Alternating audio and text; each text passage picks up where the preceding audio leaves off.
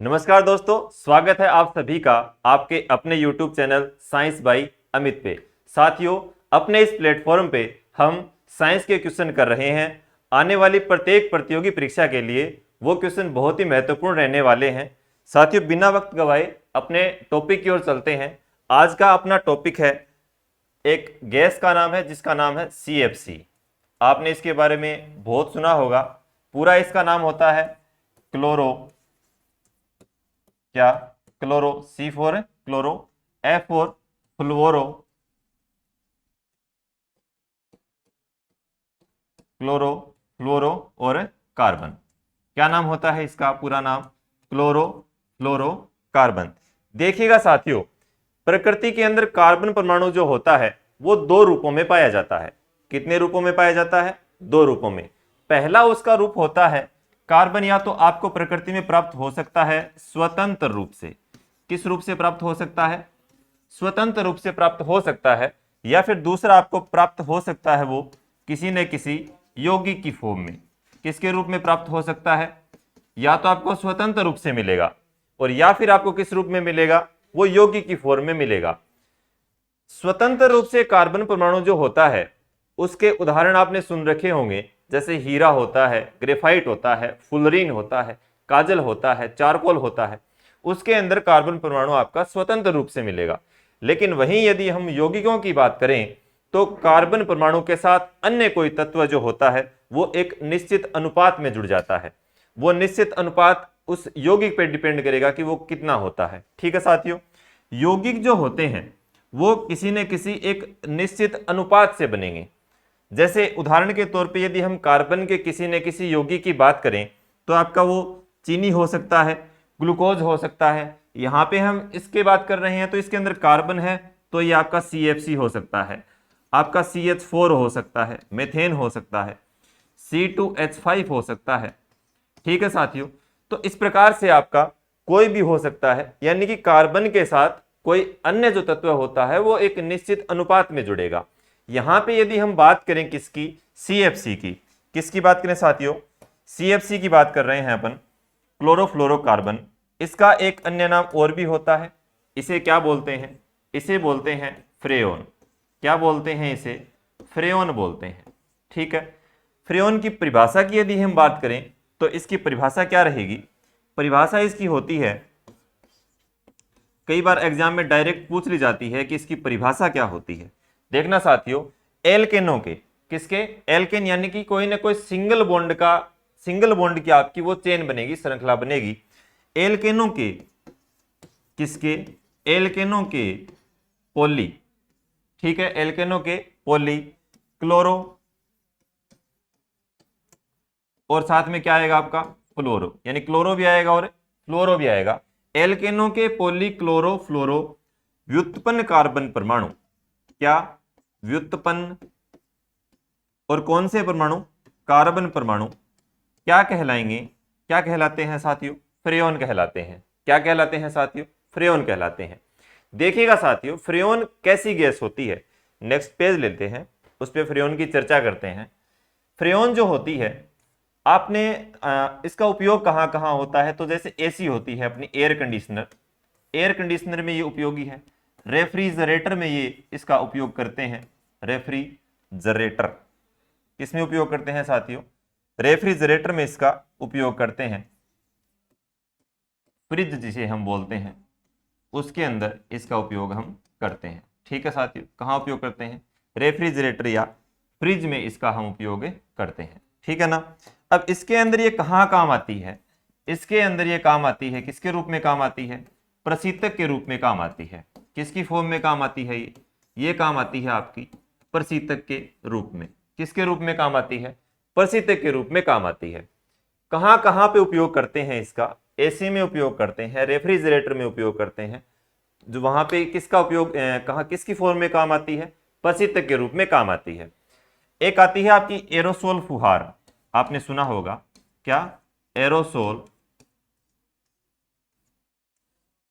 फुहार। ठीक है, एरोसोल फुहार में भी ये काम आती है। तो आपके दो तीन एग्जाम्पल हो गए, एयर कंडीशनर में, फ्रिज में, और एरोसोल फुहार के रूप में ये प्रशीतक के रूप में कार्य करती है। ठीक है साथियों, अब देखना, इसकी वजह से ऐसा बोलते हैं कि ओजोन का अणुसूत्र क्या होता है, O3 होता है। किसका अणुसूत्र होता है, ओजोन का होता है। अपनी जो ओजोन परत है, वायुमंडल में जो सूर्य की पराबैंगनी किरणें आती हैं, उनसे उनका जो प्रतिरक्षा कवच है, उनसे हमारी जो रक्षा करता है, हमारे पृथ्वी की जो रक्षा करता है, उस परत का क्या नाम है, उसका नाम है ओजोन, ओजोन परत। अब देखना, ओजोन परत के अंदर हम बहुत बार सुनते हैं, बचपन से पढ़ते आ रहे हैं कि ओजोन परत में क्या हो रहे हैं, इसकी वजह से छेद हो रहे हैं, जिसके कारण वो जो छेद होते हैं, वो छेद होने के कारण क्या होता है कि जो पराबैंगनी किरणें आती हैं वो उन छेदों के अंदर से होती हुई सीधी पृथ्वी पे आ जाती हैं, ठीक है, और पृथ्वी के तापमान में क्या हो जाती है, वृद्धि हो जाती है।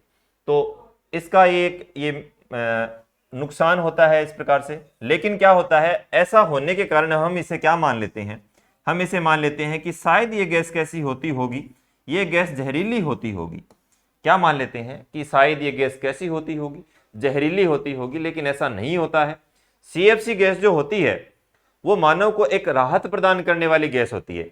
आप एक भरपूर गर्मी के अंदर खड़े हुए हो, बाहर खड़े हुए हो, आपको एक ATM मशीन दिख जाती है, आप उसके अंदर जाते हो, तो आपको अंदर जाते ही वहां पे AC लगी हुई होती है, आपको ठंडक का एहसास होता है, और आप उस ठंड में जाते ही कहते हो कि वाह क्या मौसम है, मजा ही आ गया। तो आपको कभी ऐसा लगा है कि इसमें जहर उगल रही है गैस? तो अगर ये जहर उगल रही होती तो अब तक तो पता नहीं क्या क्या खाली हो जाता। इतनी एसियां लगी हुई हैं, तो जहरीली नहीं होती है, प्रदूषणकारी बोल सकते हो। ये गैस कैसी होती है, प्रदूषणकारी होती है। कैसी होती है ये, प्रदूषणकारी होती है, प्रदूषण जरूर फैलाती है। अभी तापमान करेगी तो तापमान का बढ़ना भी क्या है, एक प्रकार से प्रदूषण ही तो है। तो लेकिन जहरीली नहीं होती है, इसकी खास बात है, ध्यान रखना, जहरीली नहीं होती है, प्रदूषणकारी होता है, प्रदूषणकारी होती है CFC गैस, ठीक है ना साथियों।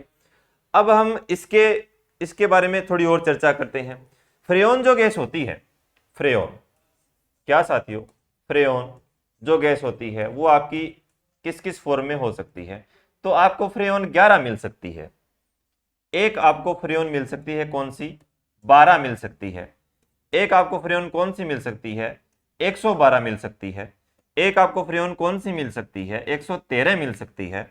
और आपको फ्रेओन कौन सी मिल सकती है, 114 मिल सकती है। 5 प्रकार की फ्रेओन प्रकृति के अंदर आपको मिल सकती हैं, आप बना सकते हैं 5 प्रकार की फ्रेओन, 11, 12, 112, 113 और 114। अब देखना साथियों, फ्रेओन जो गैस होती है, सबसे पहले हमने परिभाषा में पढ़ा है कि इसमें क्या क्या पाया जाएगा। तो इसमें आपका एक कार्बन होगा, एक फ्लोरीन होगा, और एक क्या होगा, क्लोरीन होगा। इसी प्रकार से इसमें भी क्या होगा, कार्बन होगा, फ्लोरीन होगा और क्लोरीन होगा। इसमें भी CFCl, इसमें भी CF और Cl, और इसमें भी आपका CF और Cl। इस प्रकार से प्रत्येक फ्रेओन के अंदर आपका कार्बन पाया जाएगा, फ्लोरीन पाया जाएगा, और क्या पाया जाएगा, क्लोरीन पाया जाएगा, ठीक है साथियों। अब समस्या यह है कि इसके अंदर इसकी संख्या कितनी कितनी होगी, तो आपको यही देखना है कि इसकी संख्या कितनी कितनी है। संख्याओं से पहले मैं आपको एक छोटी सी बात बता देता हूं। कार्बन परमाणु जो होता है उसकी संयोजकता कितनी होती है, उसकी संयोजकता कितनी होती है साथियों, 4 होती है। कितनी होती है, 4 होती है, ठीक है। कार्बन परमाणु की संयोजकता कितनी होती है साथियों, 4 होती है। 4 संयोजकता होती है, इसका मतलब यह हुआ है कि एक कार्बन परमाणु आपका कितने अन्य कार्बन परमाणुओं के साथ संयोग कर सकता है। तो ये 4 अन्य तत्वों के साथ क्या कर सकता है साथियों, बॉन्ड बना सकता है। 4 अन्य क्या कर सकता है, ये तत्व बना सकता है, अपने अंदर जोड़ सकता है। अब देखना यह है कि यहां पे कितने जुड़ेंगे भी। एल्केन श्रेणी है, तो एल्केन श्रेणी के अंदर चारों तरफ एक बात आपको ध्यान रखनी है कि चारों तरफ कौन से बॉन्ड बनेंगे, सिंगल बॉन्ड बनेंगे। भाई हमने शुरुआत में परिभाषा में लिखा है कि एल्केनों के, यानी श्रेणी कौन सी रहेगी आपकी, एल्केन श्रेणी रहेगी। एल्केन श्रेणी के अंदर आपके बॉन्ड कैसे रहेंगे, सिंगल बॉन्ड रहेंगे। कैसे रहेंगे, सिंगल बॉन्ड। एल्केन है तो सिंगल बॉन्ड, एल्कीन है तो डबल बॉन्ड, और एल्काइन है तो ट्रिपल बॉन्ड। इस प्रकार से बॉन्ड रहेंगे। उनके चर्चा हम अगले नेक्स्ट टॉपिक में करेंगे। तो सी जो होता है, एक बार के लिए आप एल्केन श्रेणी पे ध्यान दें। सी जो होता है उसके चारों तरफ कितने तत्व जुड़ सकते हैं, 4 जुड़ सकते हैं। हमारे पास समस्या यह है कि इनकी संख्या कितनी कितनी है, तो आपको इनकी संख्या देखनी है। देखना, फ्रेओन 11 की देखनी है, फ्रेओन 112 की 12 की देखनी है, 112 की देखनी है, 113 की देखनी है, और 114 की देखनी है। ठीक है साथियों, देखना फ्रेयोन है तो सबसे पहले आप क्या करें, यहां इसके आगे जीरो लगा ले, कोई फर्क पड़ेगा क्या? ठीक है, क्या लगा लें, एक बार के लिए जीरो लगा ले, ये आपको याद करने के लिए बता रहा हूं मैं। क्या करना है आपको, ये जो 0 0 1 1 और 1, प्रत्येक संख्या में एक जोड़ते जाओ। प्रत्येक संख्या में क्या जोड़ोगे आप, एक जोड़ते जाओ, और कहां लिखते जाओगे, इस सी के आगे लिखते जाओगे। यहां पे कितना है, 0 है तो इसके आगे क्या लिख दोगे आप, 1 लिख दोगे। यहां पे 0 है तो आप क्या लिख दोगे, 1 लिख दोगे। यहां पे 1 है तो 1 में 1 जोड़ोगे तो कितना आएगा, 2 आएगा। यहां पे भी 1 है तो यहां पे भी कितना आएगा, 2 आएगा। यहां पे 1 है तो यहां पे भी कितना आएगा, 2 आएगा। 1 और 1 कितने होते हैं, 2 होते हैं। अब समस्या यह है कि f की संख्या कितनी है। देखना, अब इधर से इस लाइन का काम खत्म हो गया, पहले वाली का। दूसरी पे आते हैं, दूसरी पे 1 1 1 1 और 1, 5 जने हैं, पांचों भाई एक जैसे हैं, इनको छेड़ना ठीक नहीं है भाई, एक जैसे हैं इनको मत छेड़ो, छोड़ दो इनको। जो हमें तो उन्हीं को छेड़ना है जो अलग अलग है। आगे चलो, 1 2 2 3 4, 5 भाई हैं, पांचों अलग अलग हैं, हाँ छेड़ दो इनको। देखो 1 है तो 1 का आप क्या करोगे, पकड़ो इसके आगे रख दो। यहां पे 2 है, पकड़ो 2 रख दो। यहां पे 2 है, इसको पकड़ो, इस एफ के आगे रख दो। यहां पे 3 है, इस 3 को पकड़ो, कहां पे रख दो, इस एफ के आगे रख दो। यहां पे कितना है, 4 है, कहां रख दोगे, एफ के आगे रख दोगे। समझ में आया कि नहीं आया भाई? सी की संख्या कैसे लिखोगे, सबसे पहले जो संख्या है उसमें आपको एक जोड़ना है, एक जोड़ के कहां लिख देना है, सी के आगे लिख देना है। फिर आपका बीच वाली संख्या है उसको नहीं छेड़ना है, फिर अगली संख्या है उनको उठाओ और कहां पे रख देना है, आपको एफ के आगे रख देना है। यहां पे 1 था यहां रख दिया, 2 था यहां पे रख दिया, और यहां पे 4 था यहां पे रख दिया। अब समस्या बच गई लास्ट। देखना यहां पे जो आपको मैंने संयोजकता बताई है, यहां पे ये काम आने वाली है। कहां काम आएगी, देखो यहां पे CL है, हमें नहीं पता इसकी संख्या कितनी है, तो हमें अगर नहीं भी पता है तो हम वो संख्या क्या करेंगे, निकाल लेंगे। भाई कुछ चीजें ऐसी होती हैं जो हमें याद नहीं रहती और रखनी भी नहीं होती हैं, सारी चीजें याद रखने की थोड़ी होती हैं भाई, कुछ हम कर भी सकते हैं। अब ऐसे कितना याद रखेंगे ये बताओ। तो देखो C है तो इसकी जो संख्या है वो हम निकाल लेते हैं। देखो CL की संख्या निकालते हैं, देखो बहुत इजी है, कैसे निकलता है। देखो हमने यहाँ पे C लिख रखा है, देखना क्या लिख रखा है, C ऑलरेडी लिख रखा है। यहाँ पे C कितना है, 1 है, कितना है, 1 है। 1 C है तो इससे कितने अन्य जुड़ सकते हैं, 4 अन्य परमाणु जुड़ सकते हैं। देखना साथियों, C के आगे क्या है, F है, यानी कहने का मतलब यह है कि F कितने हैं, 1 F है। 1 F तो जुड़ चुका है, 1 F तो जुड़ चुका है पहले से। पोस्ट कितनी खाली है, 1 2 और 3 खाली है। भाई इस कार्बन ने वैकेंसी निकाली है कितने जनों की, 4 जनों की वैकेंसी निकाली है। पहले इसको कौन मिल गया, F और फर्स्ट आया है, ये कितने मिल गए, F मिल गया। अब F पे कितने लोग हैं, 1 लोग है, तो 1 को इसने ज्वाइनिंग दे दी। पोस्ट कितनी खाली रह गई, 3। तो ये CL गए कि साहब हमें भी रख लो, तो हमें रख लो। तो इन्होंने कहा कि कोई दिक्कत नहीं है भैया, 3 पोस्ट खाली हैं और आप CL हो। तो क्या किया इन्होंने, इसको CL को एक बार यहां रख दिया और यहाँ पे क्या क्या रख लिया इसने, तीनों CL रख लिए, 1 F रख लिया और 3 क्या रख लिए, CL रख लिए। तो CL की संख्या कितनी हो जाएगी साथियों, 3 हो जाएगी। कितनी हो जाएगी, 3। अब चलते हैं आगे, इस बार C कितने हैं, 1 है, वही 1 है। F कितने इस बार पहले नंबर पे कितने लोग आ गए, 2 आ गए। 2 आ गए तो अपने को क्या करना है, कुछ नहीं करना, 2 F लगाओ भाई। पहले तो जो फर्स्ट आए हैं उनको ही लगाना पड़ेगा, तो 2 F लगा दिए। पोस्ट कितनी खाली रह गई, एक बार के लिए इनको छुपा देता हूं। पोस्ट कितनी खाली रह गई, 4 हो सकते थे, 2 F जुड़ चुके हैं, कितने खाली रह गए, 2 खाली रह गए। तो CL की संख्या कितनी आ जाएगी साथियों, 2 आ जाएगी।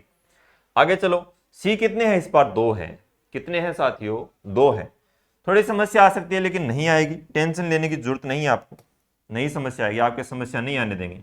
देखना कितनी संख्या आएगी ये निकालते हैं। देखना C कितने इस बार, 2 C है, कितने C हैं, 2 C हैं। बीच में सिंगल बॉन्ड आएगा, क्यों आएगा, क्योंकि श्रेणी कौन सी काम में ले रहे हैं हम, एल्केन श्रेणी काम में ले रहे हैं। तो C 2 आएंगे तो पोस्ट देखना कितनी बचेंगी, इसकी एक तो इसने पूरी कर दी, खाली कितनी रह गई, 3 और खाली रह गई। अब इसकी एक तो पूरी हो गई, खाली कितनी रह गई, 3 खाली रह गई। ठीक है, तो इतनी चीजें इसके साथ जुड़ सकती हैं, इस प्रकार से श्रेणी बना लोगे। फिर क्या करोगे, F कितने जुड़ चुके हैं, 2 जुड़ चुके हैं, कहीं भी जोड़ दो कोई फर्क नहीं पड़ता। मान लो मैंने यहां जोड़ दिया F, एक F यहां जोड़ दिया और एक F यहां जोड़ दिया। पोस्ट कितनी खाली रह गई, गिन के बताओ, 1 2 3 और 4 खाली रह गई, बीच वाली तो पूरी है, 2 F आई गए हैं, तो 1 2 3 और 4, कितनी खाली रह गई, 4 खाली रह गई। तो यहां पे क्या करोगे आप, 4 लिख दोगे। फिर चलो साथियों, इस बार भी कार्बन कितने हैं? 2 हैं। F कितने हैं इस बार? 3 हैं। तो 1 2 तो जोड़ रखी है मैंने, 3 और जोड़ दो, खाली कितनी रहेगी? 1 2 और 3। तो यहां पे कितना आंसर आ जाएगा? 3 आ जाएगा। फिर देखो C 2 है इस बार, वही 2 हमने लिख रखे हैं। F कितने इस बार? 4 हैं। इस बार पहले नंबर पे कितने आए हैं? 4 आए हैं। तो एक F यहाँ पे जोड़ दो, खाली कितनी रह गई? 1 और 2। तो यहाँ पे कितना आ जाएगा? 2 आ जाएगा। ये क्वेश्चन बहुत बार एग्जाम में पूछे हुए हैं। सी फ्रेओन 11 का सूत्र क्या होता है? 12 का, 112 का, 113 का, 114 का। और ये जो अपना RSM SSB बोर्ड है, इसका ये फेवरेट क्वेश्चन रहा है। बहुत बार इसने पूछा है, रिपीट कर करके पूछा है क्वेश्चन। LDC 2018 वाली जो भर्ती थी, उसके अंदर प्रत्येक पेपर, 4 पेपर हुए थे, प्रत्येक पेपर के अंदर इससे क्वेश्चन आया था। ये चारों आए हुए हैं, ठीक है। और ये अभी तक नहीं आया है शायद, और आगे आ गया होगा तो सॉरी ध्यान में नहीं होगा। लेकिन ये क्वेश्चन बहुत इंपॉर्टेंट है, बहुत ही अच्छे से समझना है। इस चीज को समझ में नहीं आया है तो आप नीचे कमेंट कर दें, मैं फिर से रिपीट कर दूंगा। लेकिन ऐसा शायद नहीं होगा, आपके जरूर समझ में आया होगा। और रटा नहीं मारना है इसका, आपको इसको समझना है। अगर आप संयोजकता समझ गए तो ये पूरा जो क्वेश्चन है वो समझ में आ जाएगा। और इधर वाली कहानी पहले क्या करो? 1 जोड़ोगे, इसके आगे लिख दोगे, फिर बीच वाले को नहीं छेड़ना है। और इधर वाली जो संख्याएं हैं उनको F के आगे रखना है, और Cl की आपको क्या करनी है? संयोजकता निकाल लेनी है। इतनी सी फ्रेओन है अपनी, ठीक है साथियों। तो उम्मीद करता हूं कि ये फ्रेओन जो है वो आपके समझ में आई होगी, ठीक है साथियों। चलो नेक्स्ट चर्चा करते हैं, थोड़ी सी बात करते हैं एक तत्व की जिसका नाम है अपना हाइड्रोजन। देखना साथियों, तत्व का नाम क्या है? तत्व का नाम है अपना हाइड्रोजन।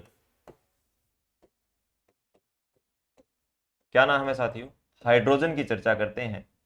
आवर्त सारणी में वो तत्व है जिसको आवारा तत्व के नाम से भी जाना जाता है। किसके नाम से जाना जाता है? आवारा तत्व के नाम से भी जाना जाता है। लफंडर टाइप का बंदा है ये, ठीक है। आवारा तत्व के नाम से भी इसे हम जानते हैं। देखना साथियों, हाइड्रोजन जो है वो अपना आवर्त सारणी के अंदर किस नंबर पे आता है? 1 नंबर पे आता है। किस नंबर पे आता है? 1 नंबर पे। तो इसका परमाणु क्रमांक क्या हो जाएगा? सबसे पहले हम चर्चा करते हैं परमाणु क्रमांक की। परमाणु क्रमांक इसका कितना हो जाएगा? 1 हो जाएगा। कितना हो जाएगा? 1 हो जाएगा। परमाणु क्रमांक के बाद यदि हम बात करें इसके एटॉमिक मास की, द्रव्यमान संख्या की, इसकी बात करनी है हमें, द्रव्यमान संख्या की यदि हम बात करें, ठीक है। द्रव्यमान संख्या क्या होती है? उस परमाणु के अंदर प्रोटॉन प्लस न्यूट्रॉन की संख्या का योग होता है। वो कितना आता है? इसमें 1 आता है। तो इसका परमाणु क्रमांक भी 1 है और द्रव्यमान संख्या भी 1 है। इसका जो सिंबल बनेगा, वो जो प्रतीक चिन्ह बनेगा, क्या बनेगा? प्रतीक चिन्ह जो बनेगा, साधारण तो हम क्या लिख देते हैं? सीधा ही H लिख देते हैं। लेकिन यदि रासायनिक रूप से बात करें तो इसको 1H1 लिखते हैं। ये जो नीचे लिखा हुआ होता है वो उसका परमाणु क्रमांक होता है। और किसी पदार्थ का परमाणु क्रमांक हमें क्या बतलाता है? आपने अगर पिछला वीडियो देखा है तो उसमें मैंने आपको बताया है कि किसी तत्व का जो परमाणु क्रमांक होता है वो क्या बताता है? वो हमें ये बताता है कि उस तत्व के अंदर प्रोटॉन की संख्या कितनी होती है। तो इसके अंदर प्रोटॉन कितने हैं? 1 है। तो ये जो परमाणु क्रमांक नीचे है, ऊपर लिखी हुई है द्रव्यमान संख्या लिखी हुई है, ठीक है साथियों। यदि हम इसके खोजकर्ता की बात करें कि हाइड्रोजन की खोज किसने करी थी, किसकी बात करते हैं? हाइड्रोजन के खोजकर्ता की बात करते हैं। हाइड्रोजन का जो खोजकर्ता होता है जो है वो माना जाता है हेनरी केवेंडिश को। किसको माना जाता है? हेनरी केवेंडिश को माना जाता है। हेनरी केवेंडिश जो है वो हाइड्रोजन के खोज करता है। अपना ये जो हाइड्रोजन तत्व है ये बहुत ही विचित्र तत्व है, ठीक है साथियों। इसीलिए इसे आवारा तत्व कहते हैं। कभी किसी के साथ संयोग करता है तो कभी किसी के साथ नहीं भी करता है, ठीक है साथियों। देखना आगे चर्चा करते हैं थोड़ी। ये जो हाइड्रोजन है इसके प्रकृति में कितने समस्थानिक पाए जाते हैं? 3 समस्थानिक पाए जाते हैं। क्या पाए जाते हैं? 3 समस्थानिक पाए जाते हैं। समस्थानिक क्या होते हैं? समस्थानिक वे होते हैं जिनके अंदर परमाणु क्रमांक तो क्या रहता है? समान रहता है, लेकिन द्रव्यमान संख्या क्या रहती है? अलग अलग रहती है। क्या रहती है? द्रव्यमान संख्या अलग अलग रहती है। आप अगर स्क्रीनशॉट लेना चाहें तो ले सकते हैं। देखना प्रकृति में इसके कितने पाए जाते हैं समस्थानिक? 3 पाए जाते हैं। समस्थानिकों की खोज करी थी रदरफोर्ड सोडी नामक वैज्ञानिक ने। समस्थानिकों के बारे में हमें सबसे पहले बताया था। तो देखना पहला समस्थानिक कौन सा है इसका? पहला इसका समस्थानिक होता है प्रोटियम। क्या होता है साथियों? प्रोटियम। 3 समस्थानिक है और इसकी विचित्र बात देखो आप, इसकी विचित्र बात यह है कि प्रकृति में सिर्फ एकमात्र हाइड्रोजन ही ऐसा एक तत्व है जिसके समस्थानिकों के हमें नाम पता है, और किसी समस्थानिक का नाम हमें नहीं पता। इसके नाम निकाले गए हैं, पंडित जी बैठे होंगे, शायद कोई ना कोई पंडित जी बैठे होंगे मेरे जैसे, उन्होंने इसका नाम निकाला है कि इस पहला जो समस्थानिक आप लिए घूम रहे हो इसका नाम है प्रोटियम, दूसरा जो समस्थानिक है उसका नाम है आपका ड्यूटेरियम, ठीक है साथियों, और तीसरा जो समस्थानिक है उसका आपका नाम है ट्राइटियम। ठीक है, तीन समस्थानिक है, तीनों के प्रतीक चिन्ह अलग अलग बनेंगे। तो पहले का बनेगा क्या 1H1, दूसरे का क्या बनेगा 1H2 बनेगा, और तीसरे का क्या बनेगा 1H3 बनेगा। ठीक है, तीन समस्थानिक हो गए, पहले का नाम प्रोटियम, दूसरे का ड्यूटेरियम, तीसरे का ट्राइटियम। ठीक है ना। देखना ड्यूटेरियम जो होता है, आपने एक नाम सुना होगा D2O। क्या सुना होगा? D2O। D2O ड्यूटेरियम ऑक्साइड, जिसे हम क्या बोलते हैं? भारी जल बोलते हैं। क्या बोलते हैं साथियों? भारी जल इसे हम बोलते हैं। क्या बोलते हैं? भारी जल बोलते हैं। कहां काम आता है ये नाभिकीय विखंडन अभिक्रियाओं में। जो नाभिकीय विखंडन अभिक्रियाएं होती हैं, ठीक है, नाभिकीय विखंडन अभिक्रियाएं जो होती हैं उनमें एक इसके रूप में कार्य करता है, ये उनमें मंदक के रूप में कार्य करता है। न्यूट्रॉन को पकड़ करके उसकी स्पीड को कम करने का कार्य करता है, तो उसे हम मंदक बोलते हैं। बाकी हम मंदक के बारे में विस्तृत चर्चा हम नाभिकीय विखंडन या नाभिकीय केमिकल रिएक्शन नाभिकीय विखंडन अभिक्रिया जब हम पढ़ेंगे तब इसके बारे में विस्तृत चर्चा करेंगे, मंदक के बारे में। बहुत ही शानदार चीज है ये, ठीक है ना। तो मंदक के रूप में, यानी कि एक बार अकेले नाम से याद रखो कि ये न्यूट्रॉन की स्पीड को कम करने का कार्य करता है। ठीक है, इसे क्या बोलते हैं? मंदक बोलते हैं, स्पीड को कम करने वाला। ठीक है ना। देखना D2O का उपयोग ये हो गया भारी जल जिसे हम बोलते हैं। इससे क्या बनेगा? इससे बनेगा H2O। ठीक है, क्या बनेगा? जो हम साधारण पानी पीते हैं वो बनता है। इससे क्या बनेगा? T2O बनता है, ट्राइटियम ऑक्साइड बनता है। ठीक है, ठीक है, क्या बनता है? ट्राइटियम ऑक्साइड बनता है। भूमिगत जल की पहचान के लिए, किसकी पहचान के लिए? जो भूमिगत जल होता है, भूमि के अंदर जो जल है, जो हम बोरिंग के माध्यम से निकालते हैं, कुइयों के माध्यम से निकालते हैं, भूमिगत जल जो होता है उसकी पहचान के लिए किसका उपयोग करते हैं? ट्राइटियम ऑक्साइड का उपयोग करते हैं। एक प्रकार से ट्राइटियम नाम के समस्थानिक का उपयोग करते हैं। T2O जो होता है वो एक प्रकार से आपकी विस्फोटक सामग्री जिसे आप बोल सकते हैं वो होती है। हाइड्रोजन के बारे में थोड़ी और चर्चा करते हैं। हाइड्रोजन जो है, हाइड्रोजन की जो कैलोरीफिक वैल्यू होती है, जो कैलोरीफिक मान होता है,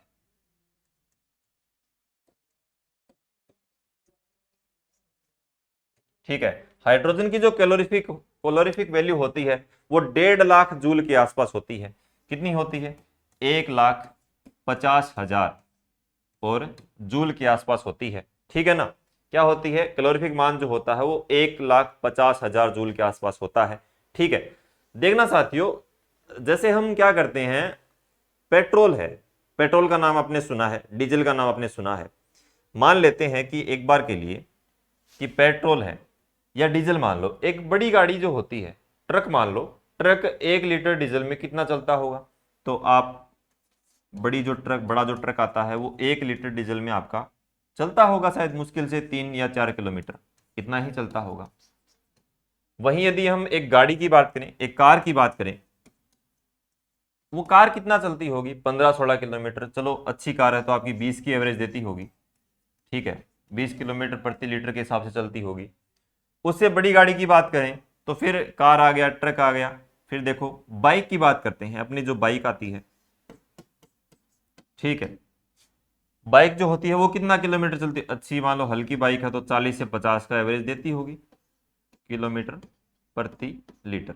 ठीक है, देखना आप, ये जो है हाइड्रोजन जो है, हाइड्रोजन को हम क्या कर सकते हैं? हाइड्रोजन को हम द्रवित ईंधन के रूप में काम में ले सकते हैं। किसके रूप में काम में ले सकते हैं? द्रवित ईंधन के रूप में काम इसे हम ले सकते हैं। इंजन के अंदर इसे हम डाल सकते हैं। हाइड्रोजन जो है, हाइड्रोजन का जो ईंधन है वो द्रवित ईंधन जो है लिक्विड फॉर्म में चेंज करके इसे हम काम में ले सकते हैं। लेकिन अभी हमारे पास क्या है कि टेक्निक का अभाव है। हमारे पास ऐसे व्हीकल अभी नहीं है जो हाइड्रोजन से चलते हैं। हाइड्रोजन ईंधन जो है वो हमारे पास उस रूप में उपलब्ध नहीं है कि हम उसे ट्रक, कार या बाइक में डाल सके। अगर डाल पाते, अगर इसे हम इसमें काम में ले सकते तो क्या होता, सुनना। आपका ये जो ट्रक है वो 1 लीटर हाइड्रोजन में, कितने लीटर हाइड्रोजन में, 1 लीटर हाइड्रोजन में कितना चलता, 120 किलोमीटर चलता। कितना चलता, 120 किलोमीटर चलता 1 लीटर हाइड्रोजन में। कितना गुना हो गया, लगभग ये 30 गुना हो गया। 4 की बात करें तो 30 गुना हो गया है, ठीक है ना। देखना ये कार कितना चलती, चलो इसी फॉर्म में चेंज कर लेते हैं, 30 गुना चलेगा। तो देखना ये 30 से इसको गुणा करें, कितना आएगा, 600 आएगा। तो आपकी कार कितना चल रही होती, 600 किलोमीटर चल रही होती। वहीं यदि हम बाइक की बात करें तो बाइक कितना चल रही होती, तो 50 है, 50 इंटू 30 यानी कि लगभग कितना किलोमीटर चलती, 1500 किलोमीटर चलती आपकी 1 लीटर में। कितने लीटर में चलती, 1 लीटर में चलती। अब सोचो अगर टंकी भरवा लें, कितनी कर लें, टंकी आती है लगभग 10 लीटर की, तो बाइक कितना चलेगी, एक बार टंकी भराओ और कितना चलेगी, लाइफ टाइम चलेगी। कितना चलेगी, लाइफ टाइम चलेगी। लाइफ टाइम का मतलब है कि एक बार टंकी भराड़ी 15,000 किलोमीटर चल रहा है, इतने बड़ी बड़ा शर्ट लेना क्यों यहाँ फोकट गोड़ में मिलेडो है, सल्टेडो ही है। देखो 15,000 किलोमीटर चला है तो बाइक जो होती है वो आपकी कितना किलोमीटर चलेगी, 15,000 किलोमीटर चलेगी, ठीक है ना। इतने में हो जाएगा काम। आप देखना थोड़ी और बात करते हैं। ये जो हाइड्रोजन ईंधन है आपका रॉकेट में काम आता है। कहाँ काम आता है, रॉकेट में काम आता है, ठीक है। ईंधन जो है वो अभी यहाँ पे उपलब्ध नहीं है, बाकी रॉकेट के अंदर ये अभी भी काम आता है। हाइड्रोजन जो होती है वो स्वयं जलती है। क्या करती है, ये स्वयं जलती है। देखो 2 प्रकार की गैसें होती हैं, एक तो जो स्वयं जलती हैं, एक होती हैं जो जलाने में सहायक होती हैं, और फिर आती हैं वो न तो खुद जलती हैं और न ही जलने देती हैं, न तो बढ़ा न बढ़न। देखो स्वयं जलती हैं, दूसरों को जलाने में ये मदद नहीं करती हैं। और रॉकेट के अंदर ये पॉप साउंड के साथ जलती हैं। पॉप साउंड, साउंड कैसा आएगा, पॉप साउंड आएगा। हिंदी में जिसे आप बोल सकते हो फट फट की ध्वनि। कैसे बोल सकते हो, फट फट की ध्वनि के साथ जलने वाली गैस कौन सी होती है, आपकी हाइड्रोजन होती है। नेक्स्ट पेज पे चर्चा करते हैं। देखना हाइड्रोजन जो होती है वो आपकी कोयले से, कोयला जानते हो, कोयला, कोयले से, कोयला जो होता है पीट, लिग्नाइट, बिटुमन, एंथ्रेसाइट, एक दिन इसकी भी चर्चा करेंगे नेक्स्ट क्लास में हम। तो कोयला जो होता है, कोयले से क्या बन सकता है, कोयले से आपका बन सकता है कृत्रिम पेट्रोल। क्या बन सकता है, कृत्रिम पेट्रोल बन सकता है कोयले से, ठीक है। कृत्रिम पेट्रोल के निर्माण में किसका उपयोग करते हैं हम, हाइड्रोजन का उपयोग करते हैं। किसका उपयोग करते हैं साथियों, हाइड्रोजन का उपयोग हम करते हैं, ठीक है। देखना तेल जो होते हैं, तेल, वनस्पति तेल जो आता है, वनस्पति तेल, वनस्पति तेलों का क्या करवाते हैं हम, हाइड्रोजनीकरण करवाते हैं। क्या करते हैं, हाइड्रोजनीकरण। क्या करवाते हैं साथियों, हाइड्रोजनीकरण करवाते हैं। किसकी उपस्थिति में कराते हैं, निकल, पैलेडियम, प्लेटिनम। ये क्या है, तीनों उत्प्रेरक है, निकल, पैलेडियम, प्लेटिनम। याद ना रहे तो ट्रिक बता देता हूं, नई पड़ोसन पटाओ, ठीक है। तो ये निकल, पैलेडियम, प्लेटिनम ये उत्प्रेरक हैं 3। उत्प्रेरक जो होते हैं वो अभिक्रिया के वेग को बढ़ा देते हैं, ठीक है ना। तो हाइड्रोजनीकरण, किसमें, हाइड्रोजनीकरण बनेगा क्या, लास्ट रिजल्ट क्या रहेगा, लास्ट रिजल्ट आपका ये रहेगा कि आपके पास जो बन के आएगा वो आएगा आपका वनस्पति घी। क्या आएगा, वनस्पति घी आएगा। वनस्पति घी, डालडा जिसे आप बोलते हैं, क्या बोलते हैं, डालडा, ठीक है साथियों। तो डालडा घी के निर्माण में किसका उपयोग करते हैं, वनस्पति तेलों के हाइड्रोजनीकरण में निकल, प्लेटिनम, प्लेटिनम की उपस्थिति में वनस्पति घी के निर्माण में हाइड्रोजन गैस का उपयोग किया जाता है, ठीक है। जल के निर्माण में तो ये उपयोगी है ही साथियों। ये था अपना आज का टॉपिक। आज हमने 2 टॉपिकों पे चर्चा की है, ये अपना हाइड्रोजन है और पहले भी हम फ्रेयॉन गैस पे चर्चा कर चुके हैं, ठीक है। तो मिलते हैं नेक्स्ट क्लास में। उम्मीद करता हूं कि आपको मेरा सेशन जरूर पसंद आया होगा, ठीक है साथियों। तो ऐसे ही जुड़ते रहें, ठीक है। तब तक के लिए धन्यवाद। जय हिंद, जय भारत।